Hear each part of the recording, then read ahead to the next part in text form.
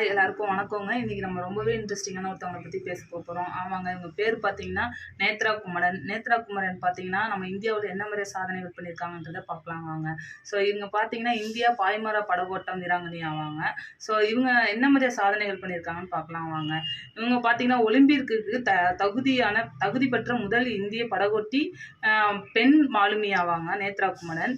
இவங்க பார்த்தீங்கன்னா மேலும் கோடைக்கால விளையாட்டுப் போட்டிகளில் நேரடியாக நுழைவதற்கு தகுதி பெற்ற முதல் இந்திய மாலுமி ஆவாங்க இவங்க. ஸோ இவங்க பார்த்தீங்கன்னா நேத்ரா குமரன் வந்து ஒலிம்பிக்கிற்கு தகுதி பெற்ற முதல் இந்திய பெண் மாலுமி நேத்ரா குமரன் தான் சொல்லுவாங்க. ஸோ இவங்க பார்த்தீங்கன்னா நிறைய விஷயங்களை வந்து படகோட்டத்தில் வந்து நிறையா சாதிச்சிருக்கிறாங்க.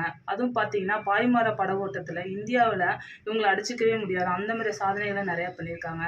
இவங்க வந்து டோக்கியோ 2020 பார்த்தீங்கன்னா மற்றும் பாரிஸ் 2024 பார்த்தீங்கன்னா விளையாடும் போட்டிற்கு இந்தியாவில் பரிந்துரைக்கப்பட்டிருக்காங்க.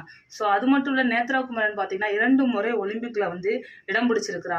ஸோ இந்திய படகோட்டம் வரலாற்றிலே ஒரு சிறப்பான நிகழ்ச்சியை உருவாக்குனது நம்ம நேத்ரா குமரன் தான். ஸோ இவங்களை பற்றி பேசும்போது ரொம்பவே இன்ட்ரெஸ்டிங்காக ரொம்பவே பிடிச்சிருந்துச்சு இல்லையா? நெக்ஸ்ட் ஒரு வீடியோவில் பார்க்கலாம். Bye guys.